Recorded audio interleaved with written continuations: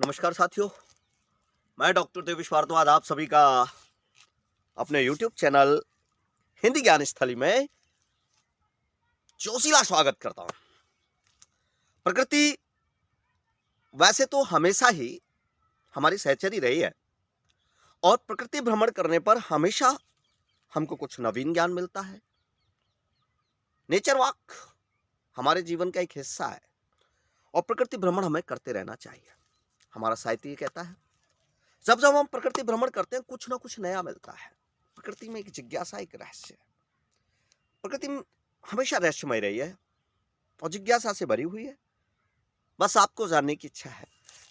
मेरे प्यारे मित्रों, प्यारे साथियों, जब मैं आज प्रकृति भ्रमण कर रहा था, वैसे मैं नित्य ही करता हूं, तो प्रकृति विचरण कर रहा था, प्रकृति भ्रमण कर रहा था, प्रकृति के इस सुहाने वातावरण में, इस मनमोहक वातावरण में जब मैं यहाँ पर अपने खेतों में भ्रमण कर रहा था, ठीक है, यहाँ पर देखिए, आप देख सकते हैं। तो मैं अपने खेतों के मध्य यहाँ पर विचरण कर रहा था, तो इसी समय अचानक मेरे मन में कुछ जागृत हुआ, कुछ झांकृत हुआ। मुझे लगा कि कुछ है जो प्रकट करना चाहिए। आज किस मौसम के हिसाब से सुहाना मौसम है और सुहाने मौसम ने कुछ झंकृत कर दिए किसी ने झंकृत। हरिवंश राय बच्चन का वो छंद है ना कि मैं जग जीवन का भार लिए फिरता हूँ, फिर भी जीवन में प्यार लिए फिरता हूँ, कर दिया किसी ने झंकृत जिनको छुकर सांसों के दो तार लिए फिरता हूँ, है ना। तो बस ऐसे कुछ झंकृत हुआ, संजन आया, तो सोचा कुछ प्रस्तुत किया जाए। तो प्यारे मित्रों, मैं आज आपको एक बहुत प्यारा गीत प्रस्तुत करता हूँ। अचानक स्वरचित मौलिकी सुनाता हूँ मैं हमेशा।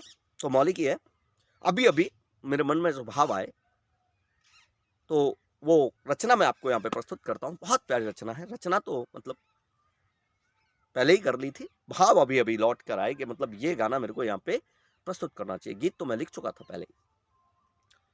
मौसम सुहाना है और सुहाने मौसम को देखते हुए उसके अकॉर्डिंग मैंने एक गीत लिखा है प्यारे साथियों। और ये गीत जो है ना, इसका मैं प्लॉट बता देता हूँ आपको, भूमिका बता देता हूँ कि एक वृद्ध व्यक्ति अपने आंगन में लेटा हुआ है, पड़ा हुआ है। पड़ा हुआ मैं क्यों कह रहा हूँ, क्योंकि वृद्धावस्था में आते आते हमारा शरीर जर्जर हो जाता है, जीर्ण शीर्ण हो जाता है, अक्षम हो जाता है, कमजोर हो गई आत्मा ये। तो जैसे संस्कृत में कहा गया है किसी स्थान पर इस वृद्धावस्था के लिए कि अंगम गलितम पलितम मुंडम दसन विहीनम जातम तुंडम भज गोविंदम गोविंदम भज मूणमते। तो उस स्थिति में जब हमारी स्थिति ऐसी हो जाती है, अंगम गलितम पलितम मुंडम, मुंड हिलने लग जाता है, जातम तुंडम दसन विहीनम जातम तुंडम, दांत निकल जाते हैं, मुंह पोपला हो जाता है ना। ऐसी स्थिति में एक वृद्ध व्यक्ति क्या है, अपने आंगन में चारपाई पर लेटा हुआ है, पड़ा हुआ है, और उसकी पत्नी का देहावसान हो चुका है और वो अपनी दिवंगता पत्नी को स्मरण करके अपने यौवन काल में चला जाता है। मतलब इस सुहाने मौसम को देखकर और उसको अपना यौवन काल की स्मृति हो आती है। उसके मन रूपी आकाश पर, उसके मस्तिष्क रूपी आकाश में, है ना, यौवन की स्मृति रूपी बदलियां उमड़ घुमड़ कर छा जाती हैं। और तब वह अपनी प्रियतमा पत्नी की स्मृति से विकल होकर और उसे आवाज लगाते हुए कहता है, क्या कहता है सुने। आज मौसम सुहाना है, आज मौसम सुहाना है, आज फिर तुमको आना है, आज मौसम सुहाना है, आज फिर तुमको आना है। वो मंदिर के पीछे, वो बरगद के नीचे, वो मंदिर के पीछे, वो बरगद के नीचे, यादें तुम्हारी यूं बरबस ही खींचे, यादें तुम्हारी यूं बरबस ही खींचे, आलोढ़न तेरा आलिंगन मेरा, वो आलोढ़न तेरा, आलिंगन मेरा। सब किस्सा पुराना है, सब किस्सा पुराना है, आज फिर तुमको आना है, आज मौसम सुहाना है, आज फिर तुमको आना है।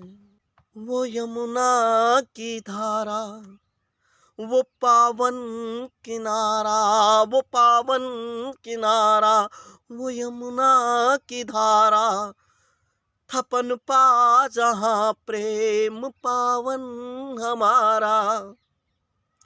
वो यमुना की धारा, वो पावन किनारा, वो पावन किनारा, वो यमुना की धारा, थपन पा जहाँ प्रेम पावन हमारा। वो शर्माना तेरा, मुस्कुराना तेरा, वो शर्माना तेरा, मुस्कुराना तेरा, आके यूं मुझ में सिमट जाना तेरा। वो मुस्कुराना तेरा, शर्माना तेरा, आके मुझ में सिमट जाना तेरा।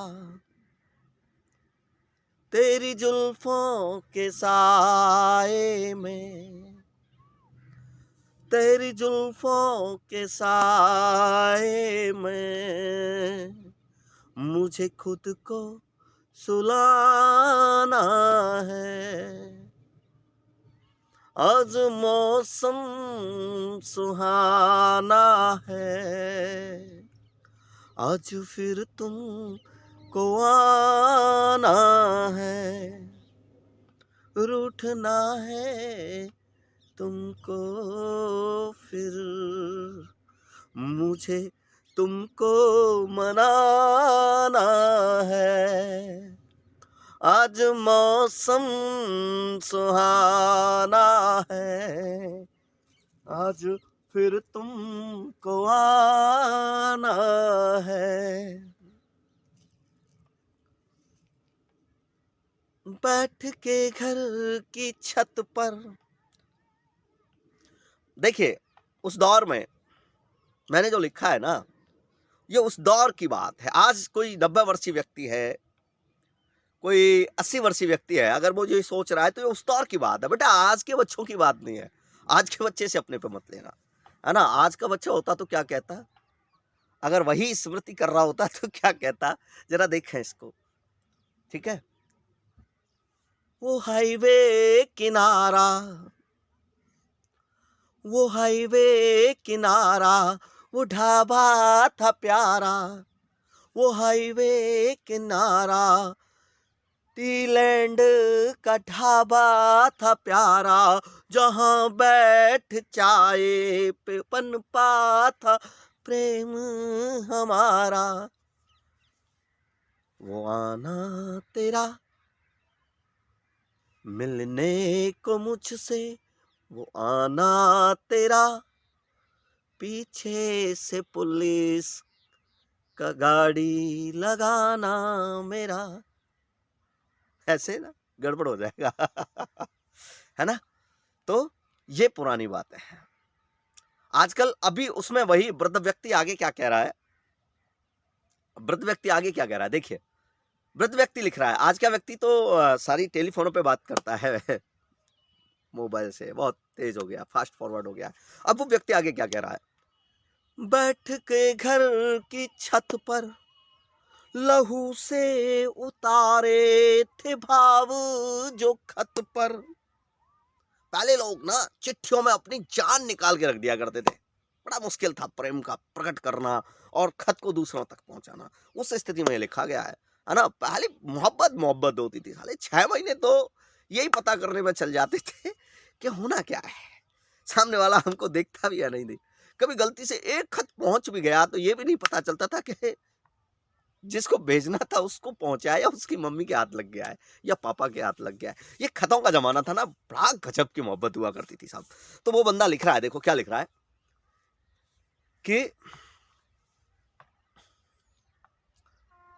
आज मौसम सुहाना है, आज फिर तुमको आना है, बैठ के घर की छत पर लहू से उतारे थे भाव जो खत पर, पढ़ के उनको रोना तेरा, तेरे ख्वाबों में दिन रैन खोना मेरा, यूं हो के विकल गए आंसू निकल, यूं हो के विकल गए आंसू निकल, उन आंसुओं से खुद का चेहरा धुलाना है, आज फिर तुम